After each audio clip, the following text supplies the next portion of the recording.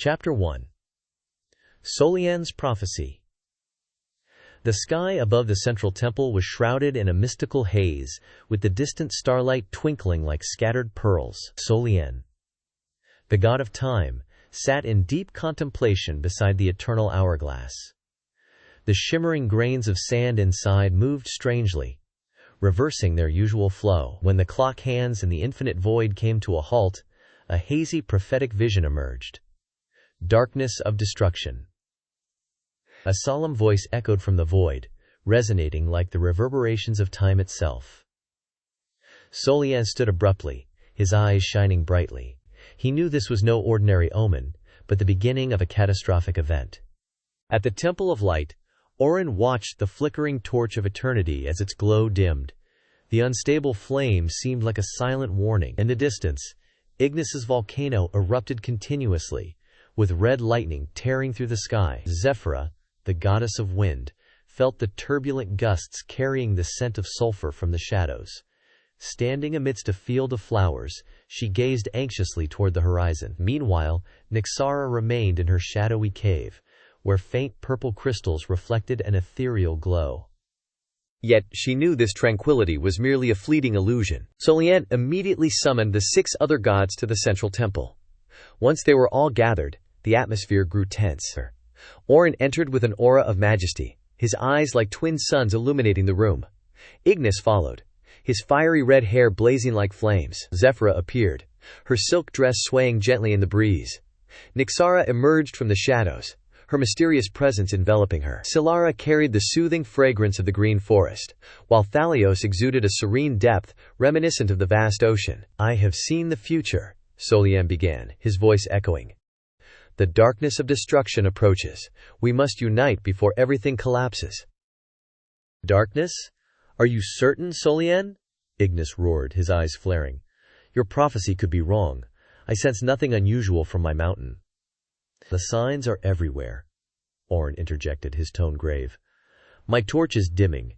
If we don't act, everything will descend into chaos." "We need to investigate the source of the darkness," Nyxara suggested, her voice soft but resolute. "The shadowy caves are where I sense something highly unusual." "Absolutely not," Ignis vehemently objected. "Those caves are perilous. If we enter unprepared, we will all be consumed."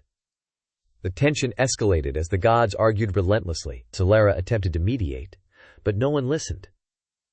Zephyra remained silent, her gaze fixed on the distant winds, as though searching for a comforting breeze. As the stalemate continued, a blinding red light burst from the temple doors. A tall, imposing figure entered, radiating danger. He carried a small treasure chest, emitting an eerie glow. "O mighty gods," he said, his gravelly voice brimming with power. "Malgrath sends a warning. Darkness is closer than ever." All were stunned by the stranger's arrival. Auren stepped forward, his radiant presence dimming the red glow around the figure. "Who are you, and why should we trust you?" "I am but a messenger," the stranger replied. "But if you do nothing, the darkness will consume everything, even you." Before anyone could stop him, the stranger vanished, leaving behind an even heavier atmosphere. After a long silence, Solian spoke slowly. "We have no time for arguments. An alliance is imperative. Without it, all will be lost to the darkness." Auren nodded, determination shining in his eyes. "We must act immediately. Everyone must contribute." Although not all agreed wholeheartedly, none could deny the gravity of the situation. Each god returned to their domain, preparing for the challenges ahead. The eternal torch of Auren still flickered weakly, but within him, a strong resolve began to take shape. "To stand against the darkness, we must unite," he murmured, his gaze fixed on the cloud-covered sky. In the distance, red lightning from Ignis's volcano continued to roar, signaling an inevitable battle. Chapter 2. The First Allied Formation. The faint glow of the eternal torch cast shadows over Auren's worried face. Standing atop a high stone platform, he gazed solemnly at the land of light, now gradually consumed by darkness. Following the Central Temple's council, Auren resolved to establish an allied formation to combat the looming threat. "We each possess unique strengths," Auren addressed the group of deities, his voice firm and resolute. If we do not unite, everything will crumble. Each of you must play a role in this plan.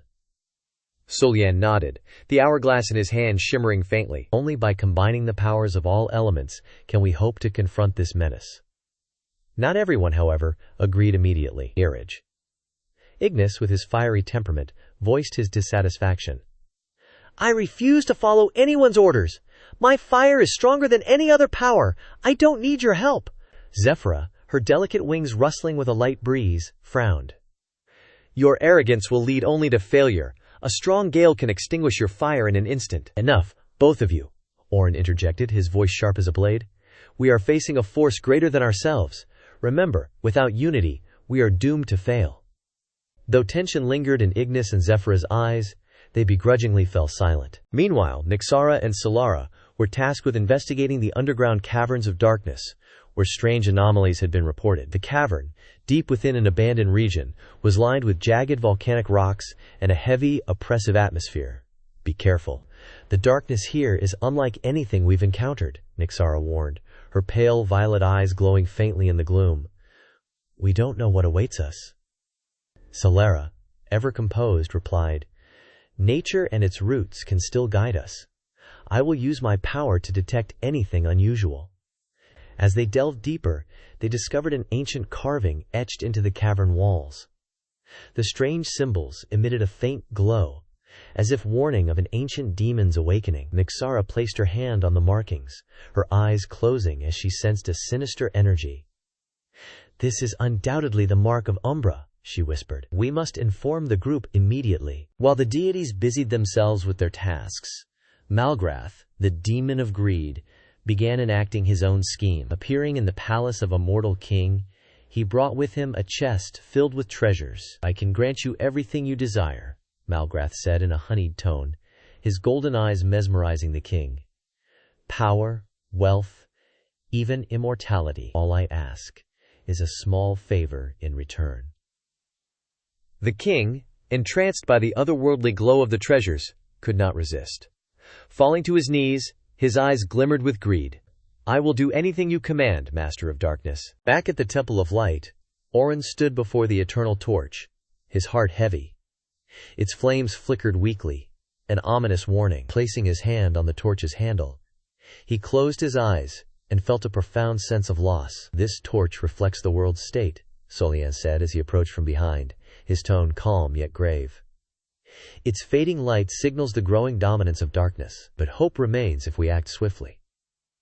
Auren tightened his grip, his eyes blazing with determination. I will not let this flame extinguish. Even if it costs everything, I will protect the light. As the deities reconvened to share their findings, Thalios stepped forward, his expression grave. Deep beneath the ocean, there's a great disturbance in the currents. Sea creatures speak of a strange object emitting dark energy. That could be the source of the darkness, Zephyra speculated. We must investigate immediately. Ignis raised an eyebrow, his tone mocking.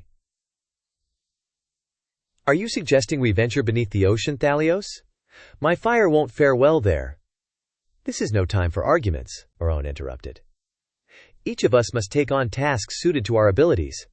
Thalios, you and Solara will investigate the ocean depths. Zephyra and Ignis, protect the critical regions. Nyxara will assist me in studying the lost relics. Solian will help by manipulating the timeline. Though tension remained, they all understood the gravity of the darkness they faced, and reluctantly accepted their roles. As the meeting concluded, each deity returned to their respective domains, bearing their assigned duties. But hidden in the consuming shadows, a figure observed silently. Auren's crimson eyes gleamed with cunning intent. You will never escape my shadow, he whispered, before vanishing into the abyss. Chapter 3. Betrayal from Within. Auren stood in the thick shadows, his crimson eyes glowing with an icy light. From afar, he observed the gods returning to their domains, each engrossed in their respective tasks. They think they are stronger than the darkness, he whispered, his lips curling into a sly grin. But every light casts its own shadow. With a subtle wave of his hand, Auren unleashed faint, swirling waves that infiltrated the minds of the gods. The whispers were soft yet haunting, gradually seeding doubt and discord, like toxic roots burrowing deep into the soil. At the palace beneath the sea, Thalios inspected strange disturbances in the ocean depths. The waters surrounding the palace flowed in reverse, and usually gentle sea creatures had turned aggressive. Holding his massive trident, Thalios stared into the murky depths. This is not natural, he murmured, his voice as deep as the crashing waves. Something is manipulating the sea. Ignis appeared suddenly, storming into the palace with fiery determination. Thalios, what are you doing? I can feel the energy of darkness emanating from here. Do you have something to explain? Are you accusing me? Thalios frowned, his deep-set eyes flashing with sharp intensity. Be careful with your words, Ignis. I do not tolerate insults. Tension rose, and in the blink of an eye, the two clashed. Ignis's roaring flames collided with Thalios's powerful waves, sparking a fierce battle that shook the palace to its core. Seawater flooded every dark corner, and the palace trembled under the strain. Just as chaos threatened to spiral out of control, a brilliant silver light enveloped the palace. Solien appeared, the hourglass in his hands glowing brightly. Enough! Solien's voice rang out, echoing like a resounding bell. With a wave of his hand, time froze. Everything, pierred waves, flames, and the gods themselves, stood motionless. What are you doing? Solien asked sternly, his gaze sweeping over the pair. The darkness doesn't need to attack us. We are destroying ourselves. Though the battle ended, Thalios and Ignis continued to exchange suspicious glances. Meanwhile, in the shadowy caves, Nyxara moved through long corridors lined with faintly glowing crystals. She sensed a strange presence, like whispers, echoing from the depths of darkness. Venturing deeper, she discovered a relic buried beneath layers of volcanic rock. It was a fragment of a silver necklace, emitting a weak but steady light. Nyxara placed her hand on it, her amethyst eyes glowing softly. This is no ordinary relic, she murmured. It holds ancient power, but it has been sealed away. Nyxara knew this artifact could be the key to countering the darkness, but it was also a prize coveted by the forces of evil. She decided to bring it back, to report to the other gods. At the Temple of Light, Auren faced a grave dilemma. He had received news from Solien about the conflict between Ignis and Thalios, as well as Nyxara's discovery. Meanwhile, the Eternal Torch continued to weaken, a clear sign that the realm of light was being invaded by darkness. What should I do? Auren asked himself, his radiant eyes reflecting his anxiety. If I leave, who will protect the realm of light? But if I don't act, the darkness will spread unchecked. Solien appeared, his expression calm yet serious. Sometimes we must make sacrifices to protect what matters most. I will support you in any way I can. Auren nodded, determination settling into his features. I will continue my investigation, but we need tighter cooperation. The darkness will not wait for us. While the gods were preoccupied with their own struggles, Malgrath seized the opportunity to sow greed among mortals. Disguised as a wealthy merchant, he arrived in a small town, his charm and promises of power easily captivating the townsfolk. All that you desire, gold, land, fame, can be yours, Malgrath said, his golden eyes gleaming. All I ask is your service to me, and it will all belong to you.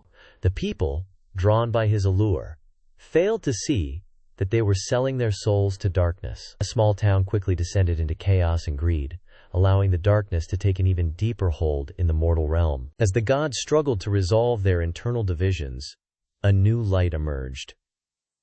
A mortal mage, Elandra, entered the central temple, carrying a mysterious message. Auren regarded the young woman before him with suspicion, though curiosity flickered in his gaze. Who are you, and how do you know of this place? He asked, his voice firm yet steady. Elandra bowed, her voice calm but urgent. I come to warn you, the mortal world is no longer safe, and I know how to help you fight the darkness. Chapter 4. The Fateful Encounter. In the dim light of the central temple, the silhouette of a mortal woman emerged, her long brown hair shimmering under the divine glow. Bowing her head, Elandra spoke urgently. I have come to warn you. The mortal world is no longer safe, and I know how to help you fight the darkness. Auren's scrutinizing gaze rested on her. Who are you? And how do you know of this place? Alondra stepped forward, placing a hand on an ancient scroll. I am a messenger for the oppressed. If we do not act, the darkness will consume everything. Solian nodded. Give her a chance. However, Ignis frowned, gripping his flaming sword tightly. I don't believe a mortal can contribute anything to this war. To prove her loyalty, Auren set a challenge for Alondra. If you truly wish to aid us, you must pass my test. It will measure not only your strength, but your resolve as well. Alondra nodded without hesitation. Solian created a dream-like realm, where everything shifted according to the thoughts of those who entered. Nyxara accompanied her, guiding Alondra through a maze riddled with traps. Within the dream, Alondra confronted an image of herself, weak and fraught with fear. Malgrath's voice echoed through the air, tempting her to abandon the trial. But Alondra stood her ground. With Nyxara's guidance, she overcame each challenge, finally discovering a light hidden in the darkness. Though initially skeptical, Thalios was swayed by Alondra's determination and decided to lead her to the ocean depths to search for an important artifact. The underwater palace appeared in a radiant blue light, with mysterious sea creatures gliding gracefully around it. Alondra sensed a strange energy. Something is here, but danger is too. Thalios nodded. We must tread carefully. This place harbors more than just light. They encountered a massive creature guarding the artifact. But with Thalios' strength and Alondra's ingenuity, the two successfully overcame the challenge. When Alondra returned from the ocean depths, Auren could not hide his astonishment at her bravery. He began to see something extraordinary in her. Not just loyalty, but an unwavering faith in the light amidst darkness. One tranquil afternoon, Auren took Alondra on a walk around the central temple. You are a remarkable individual, he said with a gentle gaze. I hope you can help us bring hope to this world. Alondra smiled, her eyes filled with determination. I will do everything in my power to help you defeat the darkness. The eternal torch burned brighter as Alondra completed her trial. Solian entered, his expression grave. We are running out of time. The signs of demonic influence are spreading rapidly. I will divide us into teams to investigate each area. Auren nodded, the light in his eyes blazing with resolve. Everyone must take on their part of the mission. We cannot let the darkness overtake our light. Chapter 5. The first target. After the emergency meeting, Solian assigned 3 small teams to quickly investigate the traces of demonic energy. Team 1, Solara and Ignis, were tasked with investigating the source of dark energy in the scorched forest. Team 2, Nyxara and Thalios, were sent to explore the remnants of Umbra's presence in the shadowy cave. Team 3, Auren and Alondra, would venture into the dimming light zone to search for the lost relic fragment. Solara and Ignis entered what was once a lush forest, now reduced to ashes. The air was thick with the scent of sulfur and soot. Ancient trees lay broken and charred, while the cracked earth beneath their feet still radiated heat. This is undoubtedly Kalis' doing, Ignis said, gripping his flaming sword tightly. He didn't just destroy nature. This is a challenge. Solara nodded, her eyes filled with sorrow. We must protect what's left. Suddenly, a guttural roar shattered the silence. From the shadows, Kalis emerged, his massive form ablaze with black flames. You think the two of you can stand against me? Kalis roared, a cruel smile twisting his face. The battle erupted with ferocity. Solara summoned the remnants of life from the scorched earth to fight back, while Ignis charged forward, his flaming sword blazing with fury. But Kalis' dark fire proved difficult to extinguish. In a critical moment, Kalis lunged at Solara, but Ignis leapt in front of her, taking the full force of the attack. Despite their injuries, the two gods coordinated their powers of nature and fire to push Kalis back. Defeated for now, Kalis retreated, his parting words chilling. Now. Next time, you won't escape so easily. In the shadowy cave, Nyxara and Thalios traversed corridors lined with dimly glowing purple crystals. The darkness was so thick, it swallowed the light from their torches. This energy. It feels like Umbra, Nyxara remarked, her violet eyes glowing in the shadows. As they ventured deeper, they came upon a stone wall etched with ancient symbols. Nyxara placed her hand on it, sensing a faint vibration. This is a gateway, she said. Umbra used it to traverse dimensions. Suddenly, a surge of darkness materialized, transforming into grotesque shadow creatures that attacked them. Thalios summoned a powerful wave to shield Nyxara, while she cast Enchanted Lullaby, disorienting the creatures with a hypnotic melody. After defeating the shadows, they uncovered a small fragment of a crescent moon, Kalian artifact of great significance. "We need to bring this back immediately," Nyxara said, her tone grave. On the other side of the forest, Ignis discovered a small village ravaged by Nerith's plague. Villagers lay scattered, their skin pale and their breath shallow. "I can't leave them like this," Ignis said, fully aware that doing so would deplete his divine energy. He unleashed Storm of Fire, burning away all traces of the plague and purifying the air and environment. However, the toxic fumes took a toll on him, leaving him visibly weakened. Solara arrived just in time, using her nature magic to provide temporary healing. "You can't keep doing this," she said, worry etched on her face. "I must," Ignis replied, his fiery eyes resolute. Auren and Alondra arrived at the dimming light zone. The air was cold, and Auren's eternal torch emitted only a faint glow. "I sense something ahead," Alondra said, her voice trembling slightly. The two approached an ancient stone altar, where a fragment of the relic shimmered faintly. The moment Auren touched it, a wave of darkness surged toward them. "They don't want us to take it," Auren said, immediately invoking Summoning of Dawns. A brilliant light radiated from him, repelling the shadows. Alondra swiftly secured the relic fragment. "We need to return before the darkness regroups," she urged. As the teams reconvened at the central temple, they brought back vital information and precious artifacts. However, the atmosphere grew heavier with an ominous energy. Solien stepped forward, his expression grave. "They're coming." At that moment, the light in Auren's temple flickered. A familiar figure emerged amidst the blinding glow. It was Malgrath, bearing a dangerous proposition. Chapter 6. The enemy emerges. In the shimmering light of the Palace of Light, Malgrath's figure materialized, exuding both allure and danger. His cold smile lingered, and his golden eyes gleamed as if probing Auren's every thought. "Mighty god of light," Malgrath began, his voice smooth as honey. "I have not come to fight, but to present an opportunity. You can save your land of light, if only you cooperate with me." Auren remained silent, his sharp gaze fixed on the intruder. "I do not ally with darkness, saga." "Oh, but light and darkness sometimes need each other to exist," Malgrath replied, stepping closer to Auren. "If you agree, I will ensure that darkness never touches your lands. In return, I ask for just one small thing." Auren gripped the eternal torch tightly, its flames roaring to life and forcing Malgrath to retreat. "I will never compromise with evil.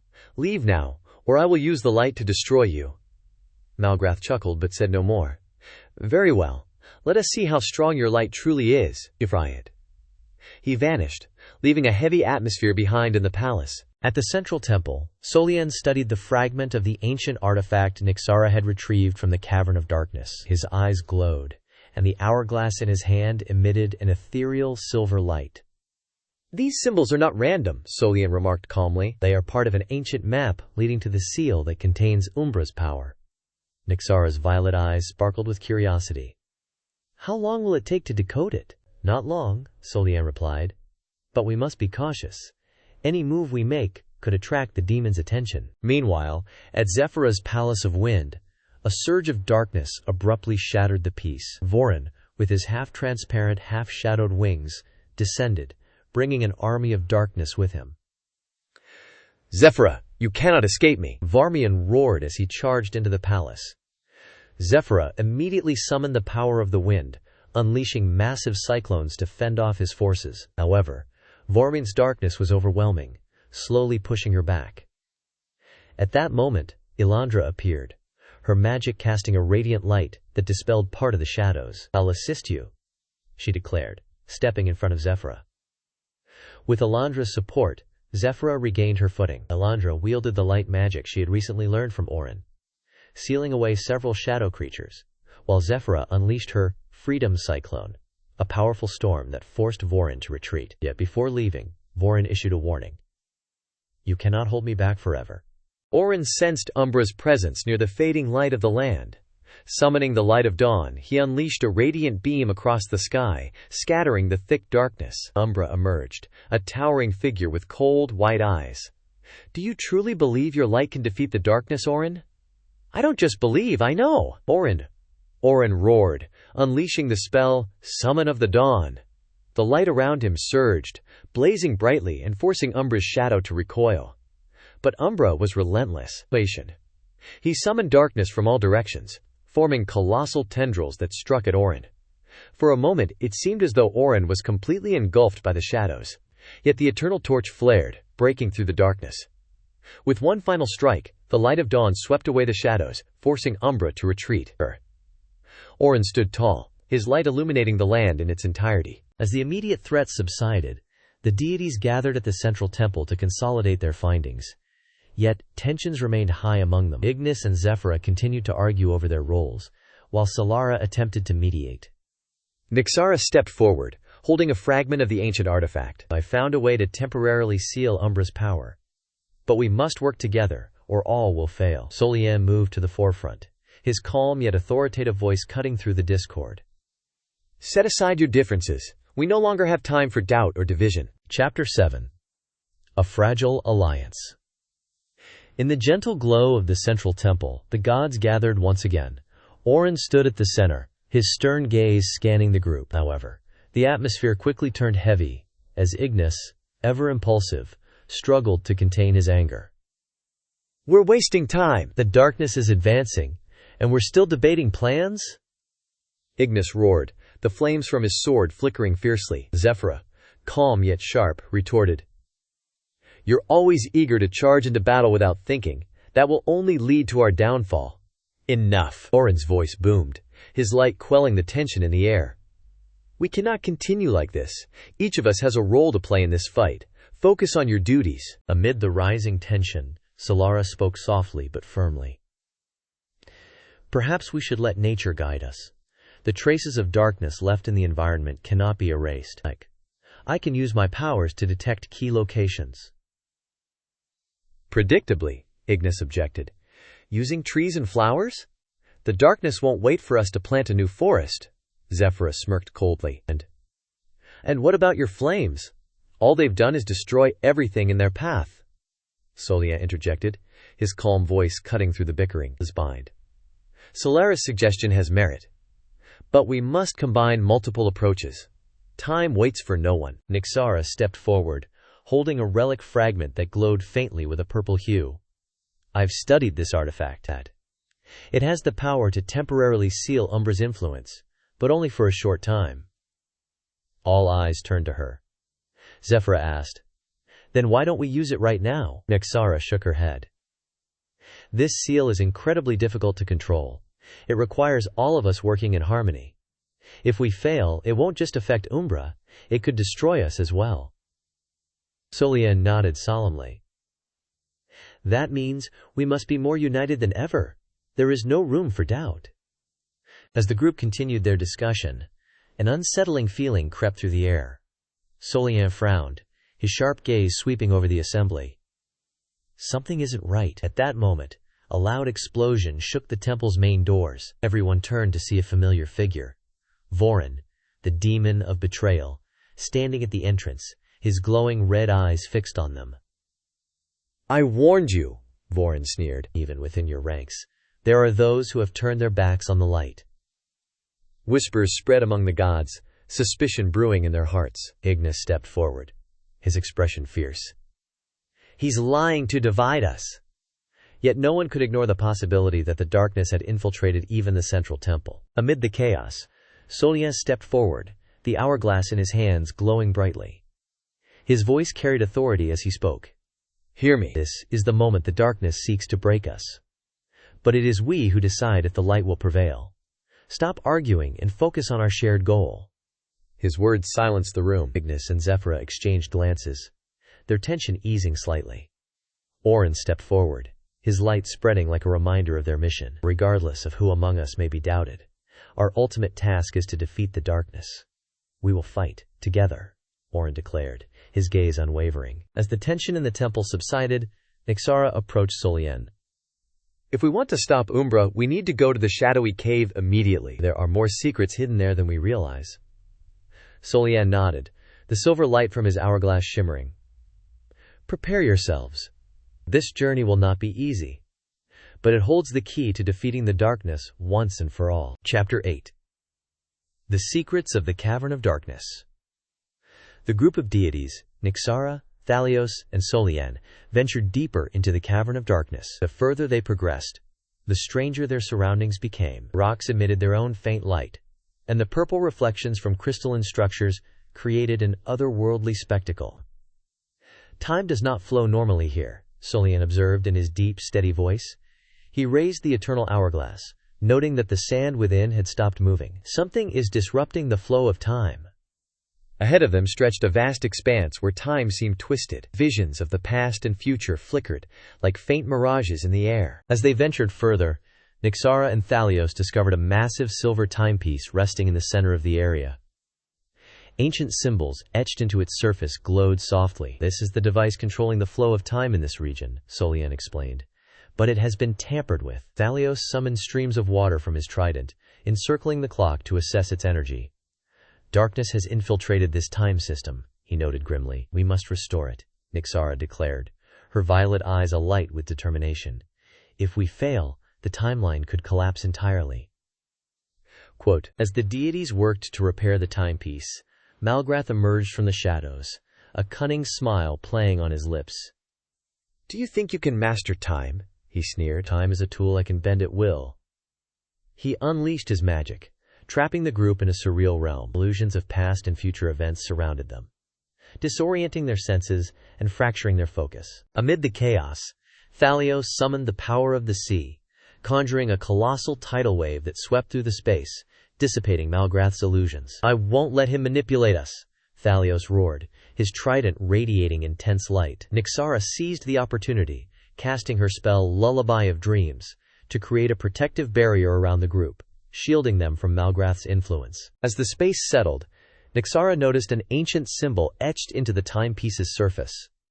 Placing her hand on it, she felt a surge of powerful energy connected to Malgrath. This is the key to sealing him, she said with conviction. If we can decode it, we can block his power. After partially restoring the timepiece, Solian spoke with a grave tone. Using too much divine energy in this area could have catastrophic consequences. We must prevent further disruption to the timeline. The group nodded in agreement, understanding that every action here carried long-term ramifications. As they left the cavern, Solian reminded them, the timeline is stabilizing, but the darkness will not relent. We must be ready for what lies ahead. In the deep ocean, a massive wave began to swell, heralding the arrival of Kaelis. Thalios gazed toward the horizon, his expression resolute. The sea is calling for me. This will be a great battle. Chapter 9. The tidal wrath of the sea. The tranquil sea turned violent without warning. The sky darkened, heavy gray clouds rolling in, and towering waves crashed against Thalios' ship. It was a harbinger of a dark force approaching. In the distance, a colossal figure appeared through the mist, its blazing form shrouded in black light. It was Kaelis, the ruler of the dark seas, his mocking smile illuminated by the eerie glow. Thalios! Kaelis' voice boomed, deep and thunderous, like the roar of a storm. You are foolish to think the sea will always belong to you. It is merely a tool for me to subjugate you. Thalios stood on the ship's deck, his black hair billowing in the ocean wind. The trident in his hand glowed brilliantly, its blue light merging with the sea's energy. He replied resolutely. You are wrong, Kaelis. The sea is a place of freedom and peace, not a weapon for darkness. Kaelis laughed, his voice reverberating across the ocean, shaking the waves. Then let me prove otherwise. Raising his arm, Kaelis summoned a massive whirlpool from the ocean depths. From within its swirling waters, shadowy creatures with spiked bodies and glowing red eyes surged toward Thalios' ship. As the shadow creatures advanced, Thalios stood firm.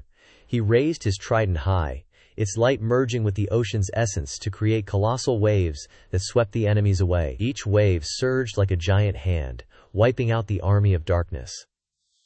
The sea is a source of life, not a tool for destruction, Thalios roared, his voice echoing across the waters. He channeled his power, summoning a massive water dragon. The dragon surged toward Kaelis, embodying the sea's raw might. But Caelus was not easily defeated. He conjured a black wave that collided directly with Thalios's water dragon. The opposing forces unleashed a tremendous explosion, scattering seawater and shadows in every direction. Thalios's ship rocked violently, nearly capsizing. Caelus laughed maniacally. "You cannot defeat me, Thalios. The sea has been under my dominion for ages." As Thalios and Caelus clashed, Solara and Nyxara, observing from the nearby shoreline, noticed a strange glow emanating from beneath the turbulent waves. It was a fragment of an ancient relic, faintly glowing amidst the chaos. "That fragment could be the key," Solara said, her eyes serious. "But we're not the only ones who've noticed it." Caelus, too, spotted the light. He dove into the sea, heading straight for the relic fragment. Acting quickly, Nyxara cast her enchanted lullaby, creating an illusion that momentarily disoriented Caelus. Meanwhile, Solara summoned massive seaweed vines to wrap around the relic and lift it from the water. "I won't let you touch it!" Solara cried, her glowing hands radiating as she used her powers to shield the relic. But Caelus was not easily deceived. He broke free from Nyxara's illusion and lunged forward, unleashing a powerful attack that shook the entire area. Solara collapsed, her strength waning. At that critical moment, Thalios, summoning the full might of the ocean, charged into the fray. He created a colossal whirlpool that engulfed Caelus, driving him away. "This relic is not yours to claim, Caelus," Thalios shouted, raising his trident to seal the fragment's power. After Caelus retreated, Thalios and his allies regrouped on the shore. The battle had taken a toll on everyone, especially Thalios, who bore the brunt of Caelus's attacks. Solara knelt beside him, her glowing hands resting on his chest. A gentle light spread from her fingertips, healing his wounds. "You fought bravely, Thalios, but remember, your strength needs time to recover." Thalios nodded slightly, gratitude shining in his eyes. "Thank you, Solara. But I cannot rest for long. Caelus will not give up so easily."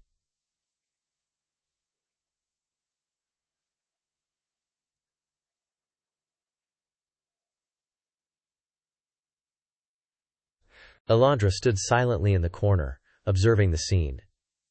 Throughout the battle she had contributed little, and a sense of helplessness weighed heavily on her. Despite all she had learned from Auren, her powers felt insufficient. "I'm the weakest one here," Elandra murmured, tears brimming in her eyes. Nyxara, sensing her despair, approached her.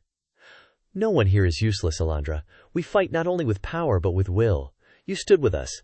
That is already an accomplishment." Nyxara's words seemed to ignite something within Elandra. She clenched her fists, her gaze steeling with determination. "I will become stronger. I won't let anyone down again." As the group returned to the shore, Auren awaited them at the Temple of Light. He had received troubling news from Zephyra about unusual activity in the protective barrier. "The darkness is trying to infiltrate the heart of the light," Auren said gravely. "We cannot allow that to happen." Meanwhile, Zephyra led Elandra to the Fields of Wind, where legends spoke of a sacred artifact capable of sealing the darkness. Yet amidst the gentle breeze, a shadowy figure loomed, exuding a foreboding presence. Welcome to Fantasy Realms. Enjoy the story, and thank you for your support. Chapter 10. Hidden Turmoil at the Temple of Light. Auren stood before the Temple of Light, the eternal torch in his hand flickering dimmer than ever. As he examined the protective barrier surrounding the temple, he noticed a faint, almost imperceptible crack. "This cannot be," Auren murmured, his heart heavy with worry. This barrier symbolized light and protection, and any breach foretold looming danger. Solien approached, the glow from his hourglass casting an ethereal shimmer. "This is not merely a physical crack. It reflects the discord among us. If we do not mend it, the darkness will exploit the weakness to seep further in." Auren nodded, his voice resolute. "I will not let darkness claim the land of light." As Auren sought ways to strengthen the barrier, a messenger appeared. A figure of elegance, but with cunning eyes that betrayed malice. "Oh, mighty god of light, I bring a proposal from Malgrath," the messenger said, his voice honeyed yet laced with danger. Auren turned, the light emanating from his body forcing the messenger to step back. "Malgrath? You think I would trust someone like him?" The messenger's lips curled into a sinister smile. "Think carefully, god of light. You could attain limitless power, Abandon your useless allies and seize this opportunity. Hold it. Auren advanced, the flame of the torch in his hand blazing fiercely, forcing the messenger to kneel. I will never betray the light. Kiss. Take your proposal back to Malgrath and tell him this. The light will never bow to the darkness. Meanwhile, Zephyra and Elandra arrived at the Field of Winds, where wildflowers swayed gently in the breeze. Do you feel it, Elandra? The winds here carry something unusual, Zephyra said, her wings stirring in harmony with the wind. Elandra closed her eyes, focusing. There's a source of energy, distant but powerful.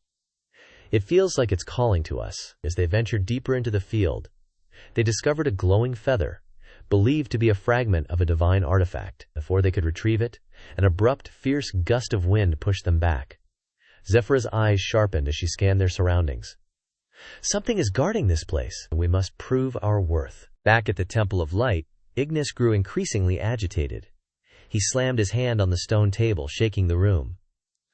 We're wasting time, Ignis shouted. While we chase after meaningless artifacts, the darkness spreads unchecked. Solara tried to mediate. We need patience, Ignis. Everyone is doing their best. Patience? Ignis sneered. How much longer?